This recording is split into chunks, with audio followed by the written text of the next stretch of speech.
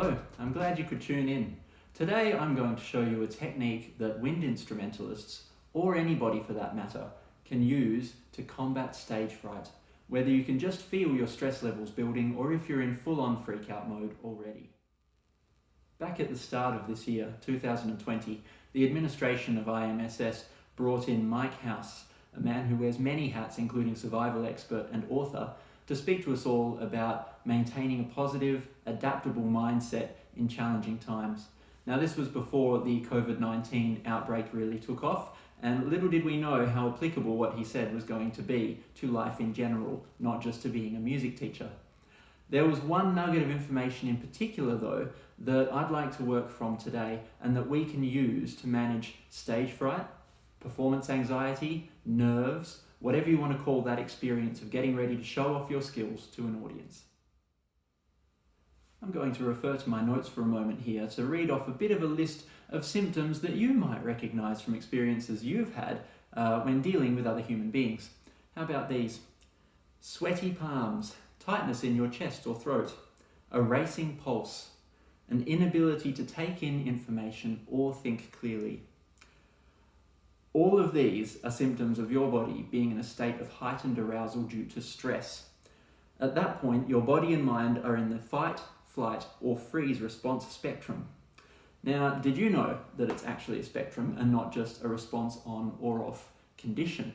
You can be in a lower state of stress, which brings about lower levels of each of those symptoms or some of those symptoms, or you can then continue up the spectrum and you'll find that the intensity of all of those things escalates and escalates. And eventually you're in what the technical term refers to as freak out mode. That's not Mike House's word, that's my word. There is a lot that can be said about how to best prepare yourself for potentially stressful situations, so as to avoid ramping up and potentially hitting those peaks of anxiety. The technique I want to show you, though, is the only one, according to Mike House, that you can actively apply in those moments of stress so as to keep your anxiety levels and your body's fight, flight, or freeze response at a manageable level. It may not come as a surprise to you that the only tool we really have at our disposal in those moments is to deliberately control and typically slow our breathing. If you've ever meditated before, then this will be very familiar, but the nugget of information that Mike House mentioned that really stuck with me and that we are going to work from in finding an effective tool for wind instrument players in particular is that research shows there to be a particular ratio of inhalation, breath holding, and exhalation that brings about optimal calming results. The magic numbers are 5 counts in, 3 counts of holding your breath, and 7 counts out. And I'm hoping that as I say that, all of my students are jumping up and down saying, hang on, we can't do that because we are brass players because, and then hopefully filling in the response or filling in the answer there. Now, this is particularly valuable if, being one of my students or someone else watching this video, you're going to have to play the last post bugle call in a few weeks' time, because that is the exact kind of situation that this trick is going to be the most useful in. So let's take it step by step. First step is really easy. 5 counts, slow counts of breathing in. Now here you have a choice. If you are able to breathe in through your mouth, the same way that all of my students rehearse from their very first lesson, then you want to do that. But if you're sitting in a place where people, or standing in a place where people can see you and you don't want to look weird, then you can do this through your nose.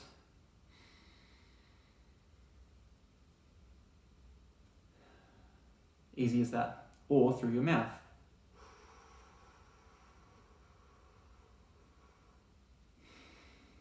And ideally you are keeping kind of a whoa shape to your throat there, so you're breathing in and out with little resistance.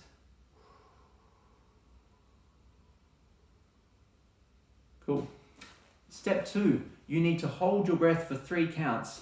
Now this is where the problem lies, because we know, once again from our very first brass lessons, that the worst thing you can do, the thing that is going to sabotage your playing of your instrument before you even begin, is to breathe in and then close up your throat to hold the air in there. I think the fancy name for this is Valsalva maneuver, where your throat closes up as if you're making a kind of beatboxing noise. We do not want that to happen no matter what. So this is where wind players are going to have to apply this technique. you are going to hold your breath, but you are not going to do it with your throat. So first, practice an in and out breath with no breath holding in the middle. That is what we always want when we're playing our instrument. Air is constantly moving in and out. Now here's the trick. As you do that, I want you to concentrate on your abs, your abdomen, lower chest. We know that you should be expanding downwards in a relaxed fashion.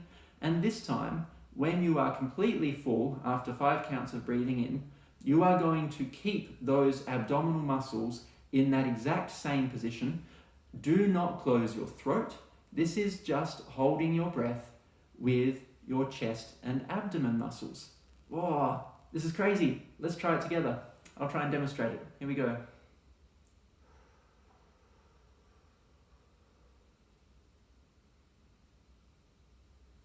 Okay, so 5 counts in, 3 counts of holding the air in, but not by closing my throat. Hopefully my Adam's apple didn't move at all then when I was holding my breath, because I was using my abdominal muscles to keep my chest in its kind of fully extended downwards positions, the diaphragm moving down there, and in that way I am holding my breath. You are not allowed to close your throat. That is our golden rule. And then at the end of 3 counts, step 3, exhale for 7. So 5, 3, 7 is the pattern. Let's try it all in order.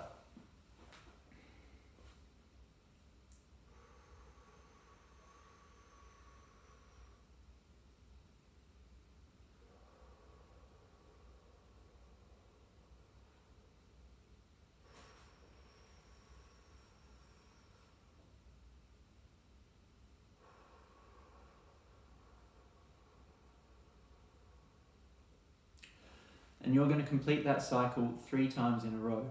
At which point, if you've found that balance of slow tempo, where it's not impossible, but you are keeping the speed of your inhalation and your exhalation as slow as possible, by the 2nd or 3rd time, you should be feeling your body forcibly relaxing. And that's because all of that fight, flight, or freeze response, that's all subconscious. That is happening without any awareness from you until you deliberately think about it. We can't change the actual body processes that cause the symptoms, but by physically controlling your breathing, your body then responds in a certain way that diminishes the power, lowers the intensity level of your fight, flight, or freeze response, bringing down your pulse, reducing the sweaty palms if that's a thing for you, hopefully helping you breathe more easily. That's a thing for me, that tightness in my chest and throat, and feeling like I'm not really getting air in, even if I'm forcing myself to breathe. That's something I'm very familiar with. Kind of an inability to take in all the information around you and to think clearly at the time. Yeah, I'm aware of that one as well. These things are improved as a byproduct of our breathing exercise. And that's it. 2 or 3 cycles of the breathing, get your heart rate and your pulse back down again, and hopefully that helps you to perform at the best of your ability. It's important to also remember, though, that there will always be a level of arousal, in the sense that your pulse will race, your body will be in a state of readiness to perform in some way, be it that you're playing sport or playing a musical instrument or singing or speaking to a large group or speaking to a small group that you feel are judging you. Whatever the stressful situation is, there will always be a level of anticipation. If there's not, I envy you, but I would also wonder if you need just a touch of this to perform at your best. That adrenaline will help you in most of these things. So what we want to do is help manage those and then utilize that excitement. Let's think of it as excitement instead, and channel that into positive envisioning of how you're going to perform at your very best using this trick. I hope that's been very helpful for you, especially if you've just watched my video on the last post and the Rouse bugle calls, because you're going to be playing on Anzac Day. This is the exact kind of thing you want to do to prepare yourself as you're getting ready to play your instrument solo with all ears on you. I hope it's been helpful. Let me know if it isn't, or let me know if it is. I'd love to have some positive feedback as well, and I can't wait to hear the results. Thank you.